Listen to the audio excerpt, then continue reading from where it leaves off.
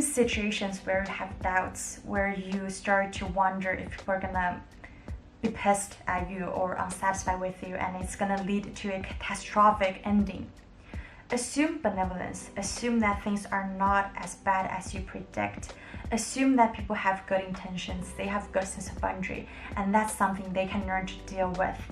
Even if things are going bad for you, even if it becomes personal, that they become really angry or pissed with you, I would teach you the second mindset. When we assume that people would hold grudges when we say no, when we assume that people would be hurt by our rejections, thus secretly hating us, when we assume that people would talk shit about us behind our back, we're coming from a place of defense. We're coming from a place where we worry, we're concerned, and we would try to take extra actions that won't be necessary to defend ourselves, to maybe make up, to appease, and to please. Instead, if we always assume that people have good sense of boundary, we can have some faith in people. We can assume that they will learn to deal with the small sting of rejection, of not getting what they want this second. They may hold grudges, but they will move past by it. They can handle life's disappointments, they can handle it, they can reflect on it, they can come around and understand that you are a good person overall and you have your reasons. So when we give people the benefit of the doubt, we're actually letting ourselves off the hook of the guilt, the fear, the concern, because it's not something that we can control how others would view us, but we can trust that they would deal with it in a healthy way. For example, when your coworker dumped an unfair share of workload on you, you worked up all of your courage and to have said no the first time. But there's always this impulse to make up and please them out of concern that they may be unsatisfied with you. But with this mindset of benevolent assumption, it goes like this. Oh, okay, sure, my rejection might hurt them a little bit, might make them uncomfortable and unsatisfied with me. But it's okay because they can learn to deal with it. It's not like they haven't been hurt or rejected by someone else before. It's not like they're gonna hate on everybody who rejects them. Furthermore, they know that I'm a good person. I would have done everything for them if I could, but this time I really had my place full. So I would have hurt both of us if I tried to take the extra load of work. It's not gonna end up well for both of us. So I trust that they will come around this time, even if they have short moments of unsatisfaction, of unhappiness with me, but it's something I can deal with too. Even if we cannot control how others would view us, how they would think of us behind our back, we can always assume people's positive intentions and good sense of boundary.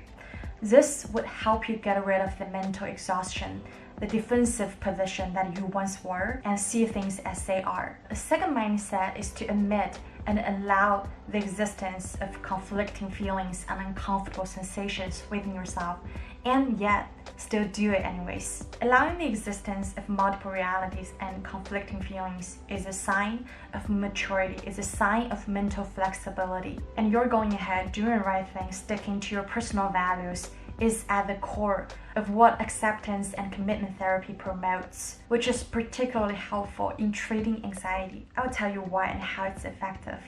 What's wonderful about it is that it's not asking you to eradicate your feelings, your uncomfortable sensations. It's not asking you to eradicate your fear, anxiety, shame, and guilt, the constant replaying of the little scenarios of the what ifs, how others would view you, how others would think of you, if they're gonna like you or not, if they're going to leave you or abandon you or whatever.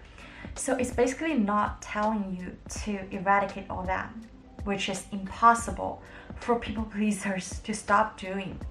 So what it's asking you to do is to admit, to face all those conflicting emotions and feelings. It asks you to face all of that, encourage, but still do it anyways out of your personal values, out of what you think is the right thing to do. I give you the permission to like me or dislike me. That's your choice, but I would do the value-oriented thing myself. For example, if you dare not asking for a raise because you think this puts your boss in a difficult position, then hear this. Well, I accept that they reject me or they approve me, but I gotta do what I think is right, right? And another thing is that what we have towards our parents. Maybe they've done something that hurt us, that might have traumatized us, but at the same time we admit that they have done their best. They are human beings, they love us, they have done everything they could. We can allow ourselves to be jealous of someone, yet we can still push ourselves to learn from them and to grow, despite how uncomfortable we feel. What's empowering about this mindset is that it takes our own power back. It's like, well, whatever the world is, how they would respond, whatever they would view us or think about us, it's their thing, you know.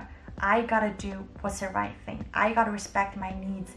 If I feel the need to say no, if I don't feel comfortable, you're dumping things on me, your tone of voice of saying things to me, your constant, bullying or rejecting or arrogant attitude or whatever, then I gotta, coming from a place of self-love, I gotta do the thing that's right for me, something I would be really proud of myself when I reflect back on it, despite how uncomfortable I feel at the moment.